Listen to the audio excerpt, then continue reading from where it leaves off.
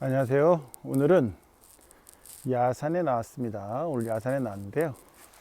오늘 보실 식물은 요겁니다. 자, 목련이죠. 목련이 지금 꽃봉오리가 이렇게 그냥 한참입니다. 지금 이제 한 2달 정도 있으면 5월 정도 되면 이제 활짝 피겠죠. 이게 이제 흰 꽃이 필지 자색 꽃이 필지는 펴봐야 알 것 같고요. 그냥은 잘 모를 것 같아요. 오늘은 이 목련에 대해서 어떤 부위를 약으로 쓸 건지에 대해서 한번 좀 알아볼게요. 일단 지금 보이는 이 꽃봉오리 같은 경우를 목련 같은 경우는 제일 많이 사용하죠. 요거를 많이 쓰는데 요거는 이제 신이라고 그러죠. 신이. 이게 꽃눈입니다. 꽃눈. 그래서 이 꽃눈을 약으로 쓰고 저기 보면 나무의 수피를 약으로 쓰고 껍질을 그 다음에 이 꽃이 활짝 핀 꽃을 약으로 쓰고요.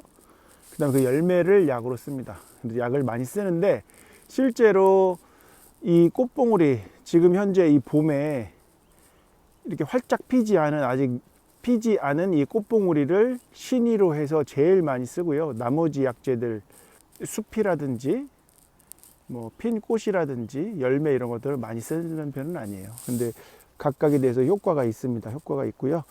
요 신이 같은 경우는 봄에 이렇게 채취를 합니다. 요 형태는 겨울에도 있는데요. 이 겨울에 채취하는 게 아니고 이렇게 봄에 날이 따뜻해지기 시작하고 피기 전에 조금 더 큰 다음에 채취해도 좋을 것 같아요. 요거를 채취해서 어떤 데는 햇빛에 말리고 어떤 데는 그늘에다 말리라고 그랬는데 요게 이제 향기가 좀 있기 때문에 그늘에 말리는 게 통풍이 잘 되는 그런 곳에 말리는 게 더 좋을 것 같습니다. 이 신이 같은 경우는요, 어떤 효능이 있냐면 풍한을 제거한다는 게 있어요. 그 바람과 바람 기운과 찬 기운이 몸에 이렇게 들어왔을 때 그것을 제거하는 그런 효과가 있고, 그 다음에 콧구멍을 열어준다라는 통비규라고 하는 콧구멍을 열어주는 그런 효과가 있어요. 그래서 이제 감기가 들리고 난 다음에 생기는 그 머리가 아프다든지 코가 막힌다든지 콧물이 막 나온다든지 뭐 어떤 때는 이제 코에 염증이 생기면 코에서 이렇게 생선 비린내 같이 나시는 분들이 있어요. 그런 것들을 다스릴 때 약으로 씁니다. 근데 이 신이라는 것 자체가 성질이 따뜻한데 이게 약성이 되게 강한 약은 아니에요. 그래서 일반적인 감기에 단독으로 사용해서는 큰 효과를 보기는 좀 어렵고요. 여러 가지 같은 작용을 하는 약재들과 함께 사용을 하셔야 됩니다. 저 수피 같은 경우는요, 그 술을 많이 드신 분들이 그 황달이 오는 경우가 있어요. 잘 치료가 안 될 때 그런 것들 다스리고요. 그 다음에 술 드시고 나면 피부에 염증이 생기시는 분들이 있어요. 얼굴에 막 여드름 같이. 여드름하고는 좀 다르지만 형태 자체가 그런 걸 다스리고, 그 다음에 외용으로는 그 음부 쪽에 습진이 있거나 할 때 이걸로 이렇게 씻거나 하면 도움이 되는 걸로 되어 있습니다. 그 다음에 지금은 이 피지 않은 꽃인데 활짝 핀 꽃 같은 경우는 그 목에 가시가 이렇게 생선이라든지 작은 뼈들을 먹으면 목에 가시가 걸리는 경우가 있잖아요. 그런 거를 다스린다라고 되어 있어요. 그 다음에 이 목련의 그 열매 같은 경우는 변을 통하게 하고 기침을 멎게 한다라는 그런 효능이 있습니다.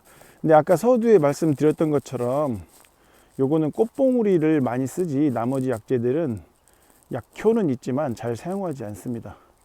그리고 이 목련의 종류가 되게 많은데요.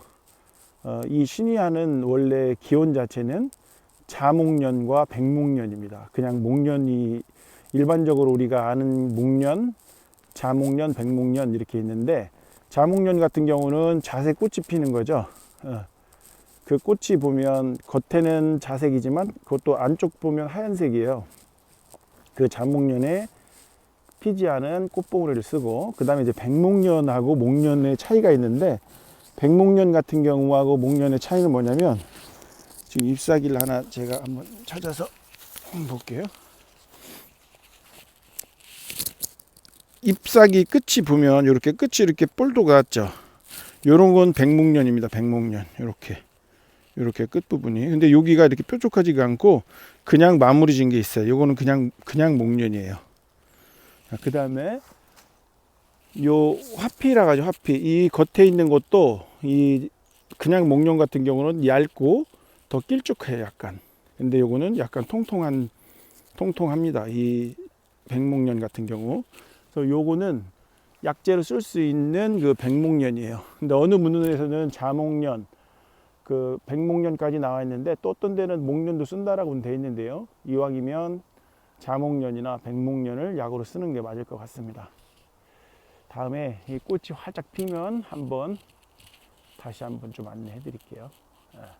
그때는 신이화 꽃에 대해서 한번 말씀드리겠습니다. 자, 마칠게요.